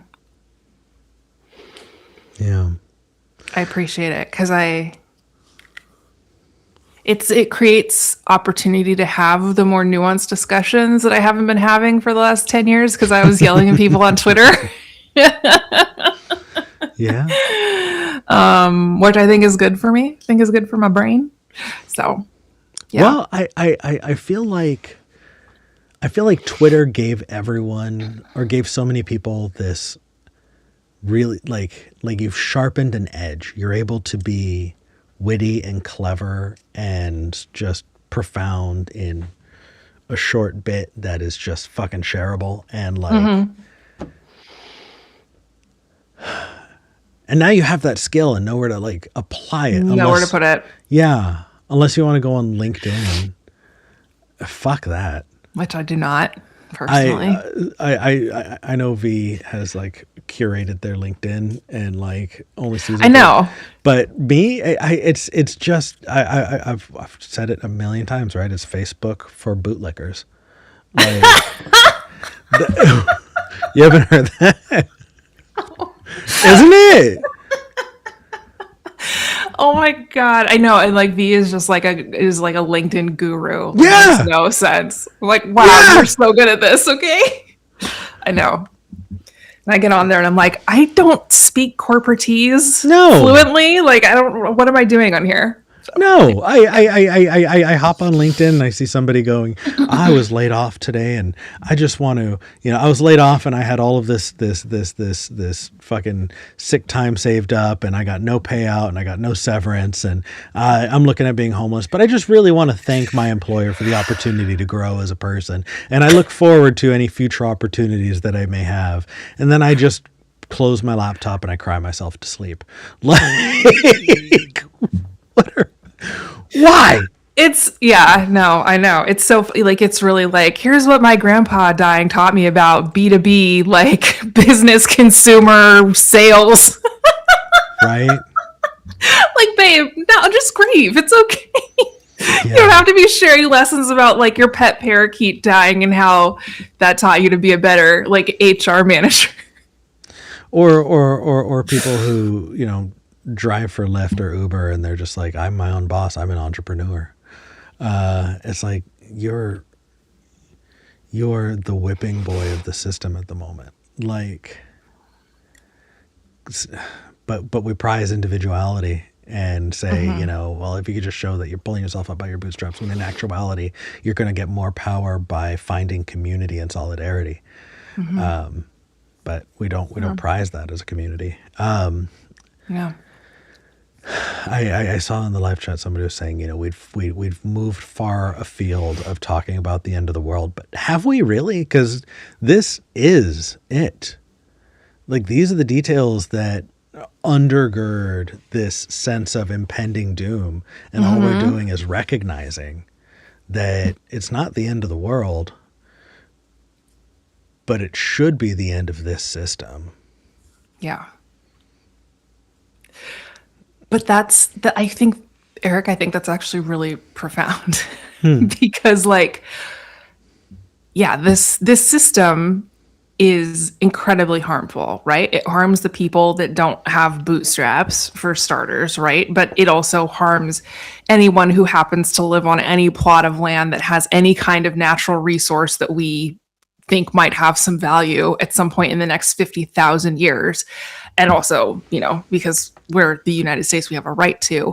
But yeah, I think we conflate those things, right? In a really deep sort of like fundamental sense. I think that we don't have any sort of a vision. I'm not saying that America has a right to exist, but we don't have any sort of a vision for, well, like, what could this country look like without these harmful systems? So, I mean, just to be clear, like, not a fan of the United States. The more I learn about the history of the United States, the less of a fan I get. I will say that. But you can have a United States without oligarchy. Yeah, absolutely. Absolutely. When we say the end of this system, you know, trust busting used to be a thing. Monopolies used to get broken up.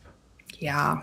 And yeah, sure, let the tech oligarchs say it's the end of the world because it's the end of their world.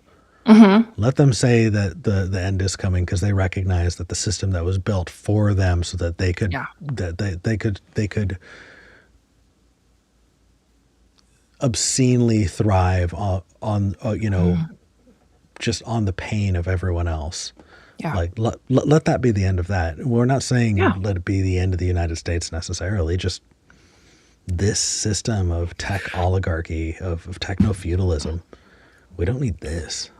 And I really appreciate you putting it that way, because yeah, it's like, I think that is something we should be saying. It's like, yeah, it's the end for you. You know, like, this is end of the road, my guy. You won capitalism, and now you got to give it all back. Like, or we're taking it all back. Oh, right. I didn't mean give it all back of your own volition. I meant, Okay, fair. I'm putting on paper that you've given it back, but it was given back by force. Yeah. It's yeah. But no, I think that, like, I think people really can't conceptualize the United States existing without these oppressive, harmful systems, because that's the only flavor of the US we've ever had. It's the only version of the US we've ever had. We can't conceptualize of the United States as the bad guy. Something we learned this week. It's like, oh, are we the baddies? Like, yeah, bro, maybe. Yeah. But, like, we can't conceptualize of ourselves.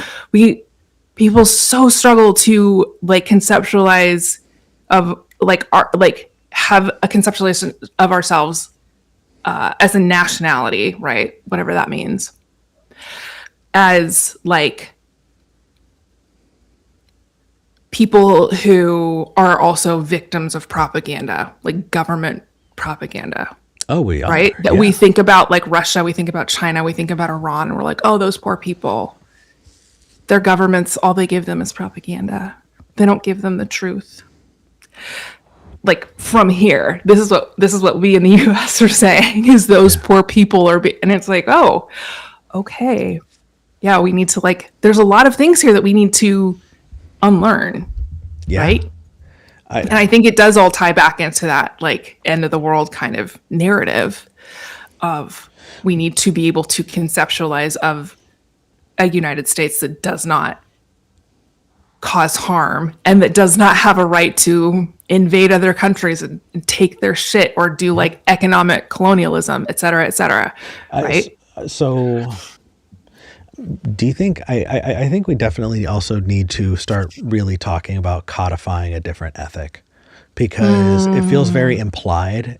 And it feels like, you know, the hottest takes you saw on Twitter were ones that conceivably aligned to an ethic that we have not very expressly made, so nobody knows the rules, and so people like play with it. But you know, how about if something is technically allowable, that does not mean it is morally permissible. Yeah. You know, if somebody says, you know, hey, how come you're paying your employees so low? Well, because I can, because I'm allowed to. That doesn't mean it's right. You're still a piece of shit. That makes you a piece of shit. You know, why are you invading this country? Well, I can. Why did you assassinate this, you know, world leader or kidnap them? Well, because I can. That you are a piece of shit just because. No, actually, you can't. Well, no, you. So I've had conversations with very, very, very, very wealthy folks, who all, by the way, see taxation as punishment. Good. Be punished. Enjoy it. Learn to enjoy the pain. Right. But like when you ask them, hey, you know, you took advantage of loopholes so you don't have to pay taxes. And they say, well, yeah, because I can. And you would too. Anyone would do what I did. Yeah. They take I can, or it makes me money, and translate that to that was the moral thing to do. That was the right thing to do. And we need to be a whole lot more clear that if you live in a system that allows for it, that's a failure of the system, not a endorsement of you. Like, yeah. What I'd love to see in the comments, and if we've got a little bit of time, if somebody wants to call in, like I would love to hear what people would have to offer, right? If we're going to codify a morality, if we're going to really line out what we see as moral. Who's doing that? Should we do that? Does that feel paternalistic? I mean, I guess it depends on like how you I think it depends on like how you explain it, right? Like if you're making it prescriptive, then like yeah, that's pretty paternalistic. But if you're like, hey, this is a creative thought exercise to give us like a jumping off point, because I do think about that. Like I think about I think about the Constitution, and it's like, what could this say that would be less harmful, right? Like what could this say to preclude all of this right? Like that was Jim Crow is a perfect example of what you were saying. The law doesn't say I can't do this, so I'm gonna do it. Yep. I'm gonna oppress people. And don't say I'm bad for doing it, because I can. Right. Nothing like, and there's nobody here. There's nothing is written down telling me that I can't be a domestic terrorist to my black and brown neighbors. And so, yeah, I mean, I think that you're right, that it's like we need to come up with a better way of thinking about these things. And, you know, for me personally, like my framework is always harm reduction, you know? So it's like, whatever that ends up looking like, because I think harm reduction as a framework takes into account both systems and individuals, right? And not just like one or the other. And so that feels like a worthy goal. And I think that, for me, I think that maybe it's not realistic to aspire to no harm ever for anyone. Like everybody gets to have this like perfect utopian experience, but what can we do to constantly to build into the system ways to mitigate harm, right? Well, and also, again, I'm trying to balance that against how much I want to build a system to be responsible for it. So Be responsible for harm? is responsible for mitigating. So Primrose Lane, if you have the time to call it, you should call it. Primrose Lane said in the comments, the Constitution has been destroyed, and I have a different opinion on that. I think the failures of the Constitution have been made evident, but to say the Constitution has been destroyed, I think is really saying I have this set of moral oughts, and when I talk about the Constitution, I'm using that as a stand-in for the best intentions of humanity. And so when I see things that are against people, then that must be against the Constitution, because the Constitution represents the will of the people. And I think that legally, this is some. Just follow me through. When you appeal to the state and say, "Hey, this is illegal because it's immoral or because I don't like it," what you're doing is conflating these things, and I think we should consciously draw that line. I think I talked to you about this when you and I went out for drinks. But the best defense a country has for its laws is when they convince you that those laws represent the will of the people. Because then if you have a problem with the law, you have a problem with the will of all of the people. Mm-hmm. It's not just that there's an issue with an unjust law, because the collective wants and hopes and dreams of the people are embodied in that. Right. Now it's not just a problem changing a law, it's you individually don't fit in with everyone else who gets along with it just fine, Mm-hmm. I don't think any country should, any nation, any government, any ruling authority should implicitly be the voice and hopes and dreams of a people, because when you do that, it becomes unquestionable. You can't argue against it, because all of a sudden it's just all of us,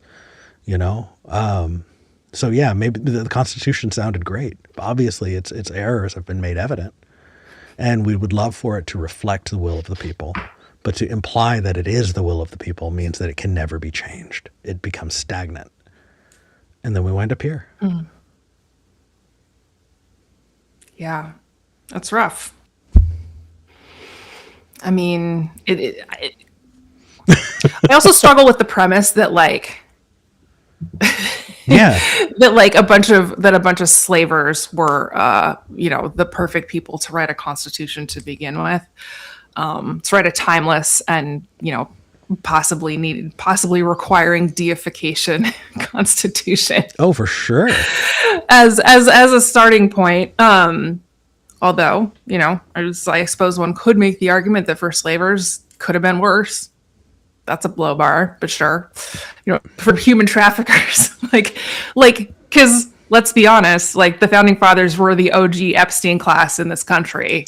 That's what they were doing. They were trafficking people and assaulting children. And so, again, we're not starting from the greatest point here as a foundation. So yeah, I think we could do to scrap the whole thing and start over, truthfully. Honestly, isn't that funny that we're talking about how Democrats just want to compromise because it makes them feel good, and you look at the Great Compromise, which was creating a bicameral legislature so that the people who own other people would have an even say. It's always been this way from the very beginning, hasn't it? Yep. Being willing to compromise because it sounds good, even if that means that people have to suffer because you feeling good is more important. Right. And I think one could also argue that it's not a compromise. No. It's kind of extremist centrist position of like whatever is good is like the middle ground between the two farthest points away from each other. Like, oh no, not that. So, well, it just means that whoever takes the high road is going to get fucked more.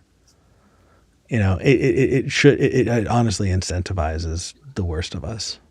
Yeah, incentivizes awful behavior. Yeah.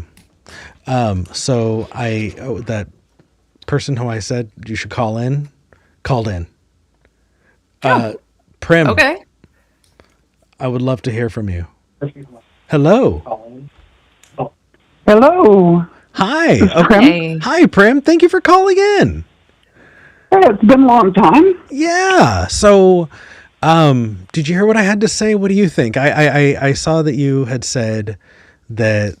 What did you say? The Constitution is being destroyed? I forget. Has been destroyed? Exactly. It's basically been so abused. I think it's toast. I think it's done. I think we're at the point we need a new system. I don't think it's recoverable from where we are. I mean, I don't disagree.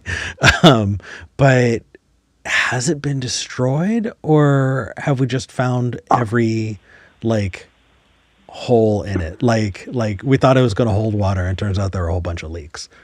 Well, basically, there's so many leaks that it's time we need a replacement, or we need to just give up, because this United States thing is far from united, and I believe it's, this is very Republican of me 20, 30 years ago, but I think it's up to the states to reform something, because I don't think there's anything left of the original Constitution to stand behind.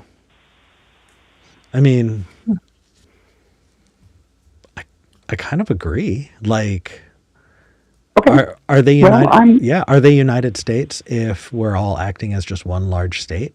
Right. Because United States implies a federalist system where, we agree, right? Yeah. We're united. We're together. We look out for each other, right? But you recognize the autonomy of each other. Like when you look at the EU, right? There's a federalized group of nations. Well, They've all decided that they were going to come together and have each other's backs, and they even went so far as to create a shared currency. But no one is going to confuse Spain for France. Right. And they're both part of the EU, and they have some things in common, and they have disagreements, and they work through them. We're not working through them. We're kind of at a state, we're fighting to even exist for state rights at this point, which used to be a very major Republican talking point, states' rights. But it's gone. I think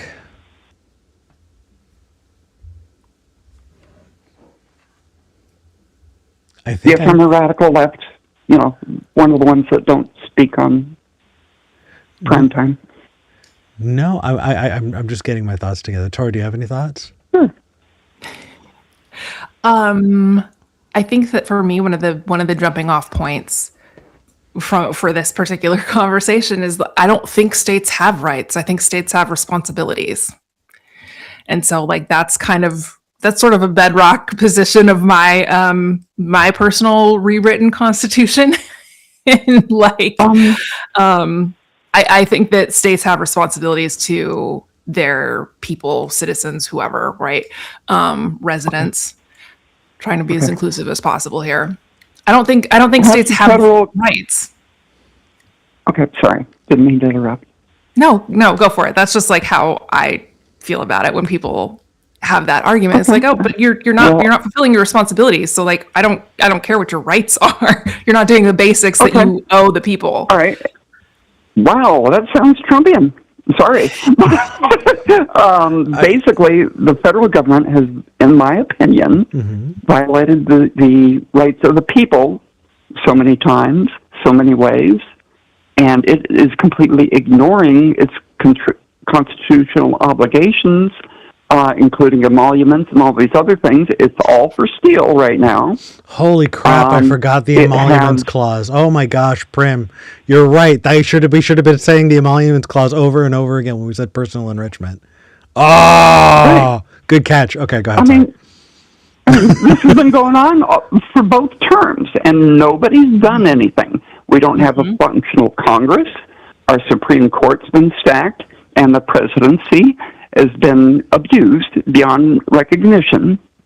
I don't believe the states have any obligation to follow the federal government's orders anymore. I think it's time that we're done, and we all go our own ways, and we can recombine, and we don't have to go to war with each other, but though I think we might. But if Ohio went to war with Kentucky, the booms would be a lot less big. Like, I'm thinking about the states' rights piece, and I'm kind of mulling it over in my mind, and I'm thinking about the original idea of rights, right? That kind of Enlightenment philosophy, right? You know, Locke and Voltaire talking about the rights of people, how we are born with something that is intrinsic to us. And I think that, like, Prem, what do you think of Citizens United when they decided that businesses are people? I think it's toxic, but if it is the ruling, then corporations should be subject to a death penalty as well. Agreed. That said, that is taking it to I think that businesses should not be people, and you agree with that. I don't think businesses are people at all. I think it's all fiction. Right. It's like that transgender doesn't exist. We do. We're real. We exist. So it goes on and on. Prem, I gotta admit, when you said that, I was like, "What?" The way you said that sounded. But anyway, so if a business is not a person with inalienable rights, I would agree. Is a state a person with inalienable rights? The states have, under the 10th Amendment, are granted all rights not reserved to the federal government in the Constitution. So yes, states do have those rights. I guess to have their own police forces and all the rest of it. I guess I'm trying to lock in on what a right is, and I think that it's useful in the way that you're saying it, but also creates a division in my mind. That there's the version of rights that people have, and then there's the version of rights that we're talking about when we talk about states, and they're not the same. Right. The states have states have whatever rights the citizens granted. That's by our voting and all of the systems we set up on our own. That sounds like what Tori said, though. That's a responsibility that we entrusted them with. I don't think there are rights without responsibility. Well, I mean, in the system we have now, there's only rights and no responsibility. When it comes to states, I mean, they don't have any responsibility to us at all, like them or the federal government. They just get to exist because someone wants power. and then the rest of us are just screwed. Like it feels like we're all on the same side, and we're trying to figure out the language to communicate to get to where we're all there together. Right. And the bottom line is, can we fix this within the U.S. Constitution or not? Because it's not okay. I think that if Trump decided to wipe his ass with the Constitution tomorrow, that he would, and that would be the end of that. I believe he's already done that. But just do away with whole side. I think that. Well, he's not following it. What I'm saying is, if we exist in a system that's that malleable, then we should be able to update the Constitution. And if anybody says, it's just too big, the boat is too big to turn. Really? Was it too big for Doge to destroy shit? Because if not, then you just have folks getting in the way. I like this, and I'm trying to use this as a way to leverage how we can actually make change. I think that you're right. And if things can be destroyed this easily, then things can be built this easily. Well, So why not? the left coast could go under a new nation called Cascadia, or California has its Cal exit on the ballot this year. It's a referendum, but it's a start. So there is a possibility that we will not have a United States in a very few years. Well, I don't know. When it was the 13 colonies, they were still the United States. There might just be a few less stars on the flag, maybe. I guess I'm okay with that. Mm-hmm. You know. Right. Well, according to the California Constitution, we can leave the United States. However, according to the U.S. Constitution, we cannot. But if the U.S. Constitution is no longer valid, I don't see a conflict anymore. It's a great point, honestly. That term, the term people have been floating around for that is Balkanization. You know how the Balkan states after the USSR crumbled became their own nations. Mm-hmm. People are talking about that with the United States, that Balkanization term. It is interesting. It makes me anxious and it makes me afraid, but I don't know if it makes me more anxious and afraid than I already am. So it's kind of a crapshoot for me. What about you, Tori? What do you think? I mean, I guess for me, I don't have any particular allegiances to any specific states or formations or structures or anything like that. I know a lot of people don't feel that way. I'm probably like in the very, very small minority there. Yeah, to me, I don't think that whatever label we're using or structure we're using matters, again, as long as people are being protected, like people are having their rights protected and their autonomy and their dignity. Yeah, I don't think that anybody's guaranteed a country. I don't think anybody is guaranteed a state as it currently exists. Again, that's just like my personal opinion. I think that like things can shift and change. And I mean, the idea, I think, ostensibly was that like the Constitution could change with the times, and we're now at the point where people don't believe that was ever the intention, that it was meant to be this static document that never had any alterations or upgrades or anything like that ever, right? And so obviously, again, I'm like, I think I'm in the minority there too. But yeah, I guess when it comes to like balkanization, staying together, splitting up, I'm very like que sera with that stuff. I know we already made like a little baby deal with Canada, which makes me really happy, with British Columbia a couple of months ago.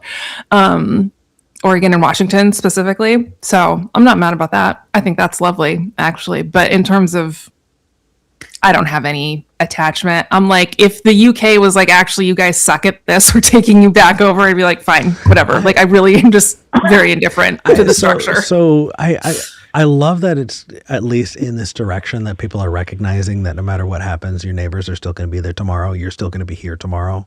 And that no matter what happens, like, the people who have needs are still going to have needs. Like,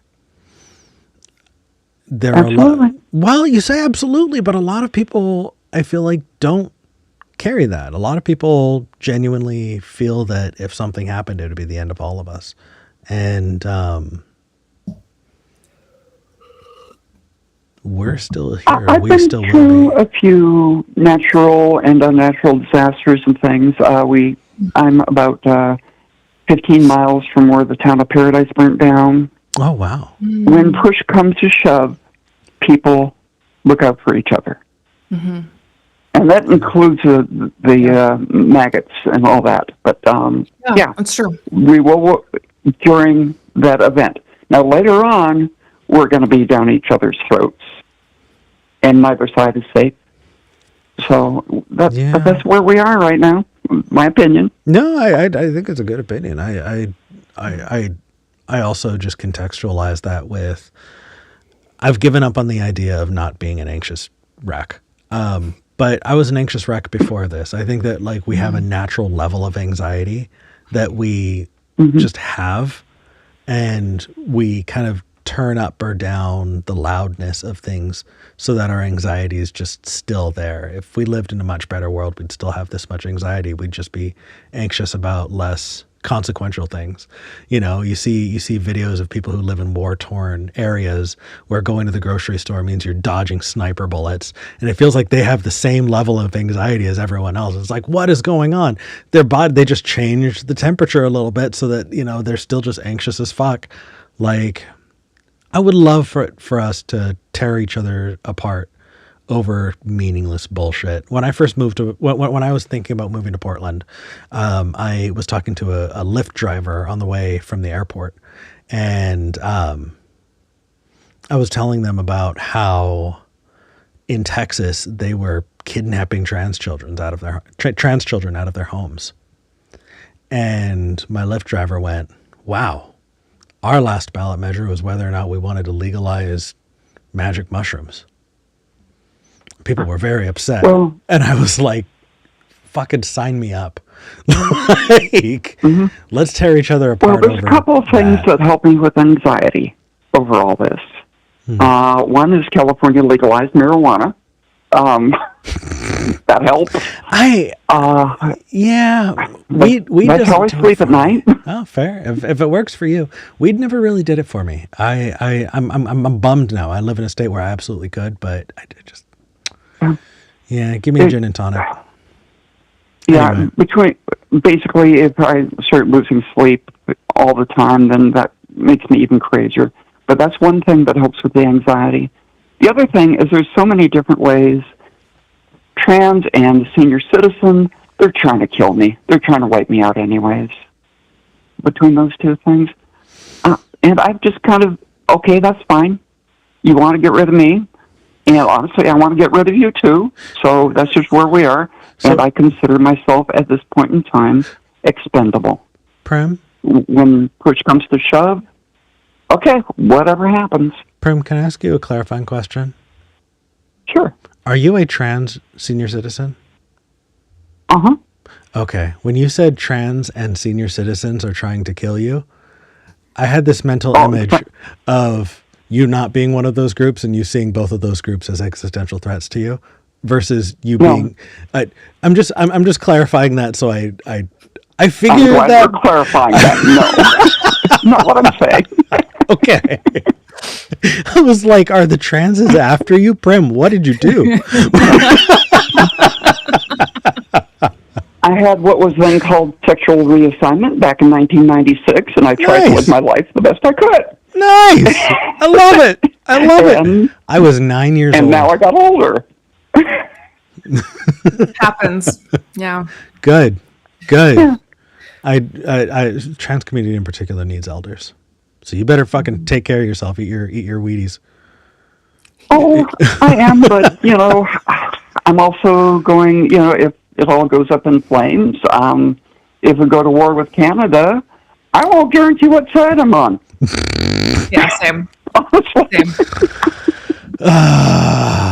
Hey, everybody. This is all just a funny joke. People monitoring this. We're just all just funny joke. Prem, I'm sure I'm on their list by now. It sounds like you're probably on several lists, but we're glad that you're here, and thank you. All right. No, it's fine. It's just I can't support what we're doing. I can't. And I still have the freedom of speech. So I cannot support what we're doing. I'm old. What am I going to do? I don't know, but I can. I sure as hell won't turn in my neighbors if their green cards are expired. Damn straight. Yeah. Damn straight. I honestly, over the whole thing, I wound up installing cameras. Like, I feel like I'm becoming Dale from King of the Hill. Just well, that could get into AI and a bunch of other things that is a topic for another day. Another episode. Prim, have a wonderful week. Thank you for calling in. Yeah, thank you, Prim. Take care. Bye. That was fun. You kept going like, oh my God, what are they saying? And I was like sitting here like, oh. Yeah, I'm just like, they're so sweet. Yes, and I just wanted to like clarify because I can absolutely imagine people in the comments being like, yeah, this person is transphobic and hates old people and they think they're out to get them. And I'm just like, let's clarify. Let's just have it on the record. Yeah. What a sweetheart. All right, everybody. I'm going to hop over to the Discord to go hang out with folks. Tori, I know that you are a parent and have parent duties and things like that. Mm-hmm. Will you be able to hang out or do you got to go?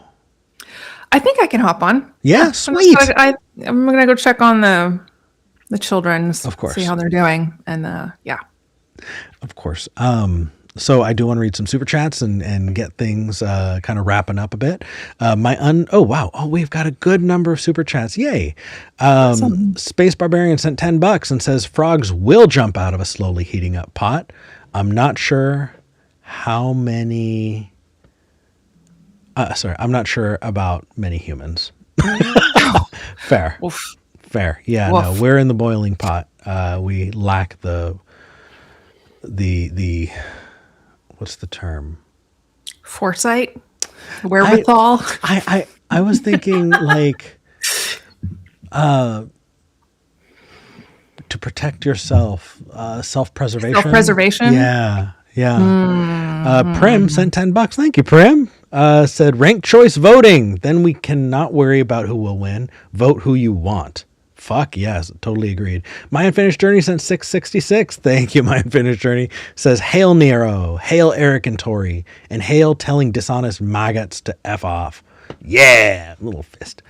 John Klein sent $5. Thank you, John. Says, we need a satisfactory end to the world. Oh, and hi, Tori. I think that was a video game reference, though. I think that was a video game reference. Yeah. That's really funny. That's what I thought it was. That's why I was laughing. Good. So I agree. Space Barbarian, thank you, sent $2 and says reality is a parody of fiction. No fucking joke. Jesus. And poorly, like, not even a good one. Poorly written, yeah. Yeah. Sean Loves Maths sent £5 and says a singleton set is a set with exactly one element. There is no set of all singletons sets. I mean, fair. But couldn't we just make a set if it was a set that didn't exist? Well, hold on. So like if a singleton set is like of the number one, so you have the set of the number one and all that's in that set is the number one, then that would be a singleton set. So wouldn't the empty set be a singleton set? Oh. Right? This is fun. Sorry. I don't know. Sean Loves Math says no. That's it. Just in the chat. No, period. You're probably right. But fun to think about. It is fun to think about. I don't know why, but it is. I do want to I do want to shout out our volunteers who are amazing every single time. Yeah. I do want to especially shout out Kelly today. Kelly is call screening for the first time today. You were awesome. Thank you. Everybody, thank you for coming and hanging out with us. Tori, how can people find you? Ooh, I'm not super looking to be found right now, but I am doing my podcast, Go Home Bible. You're drunk if you want to come and check that out. Mm-hmm. And yeah, otherwise TBD. You can find me if you look for me. Yep. I that's better than me. I tell people you can find me here, or you can see the videos that I'm making for friends. Like, seek and ye shall find. Yeah. Other than that, I don't need to give instructions. Yeah. Thank you so much, Tori. I always love hanging out with you. This was fun. I know. All right, everybody. Link to the Discord is in the description, and it's been dropped in the live chat several times. Come and say hi. Come and hang out. We'd love to see you there. In the meantime, though, I'm Eric Murphy. I'm Tori Williams Douglas. This is Skeptic Generation. I'm glad we had this talk.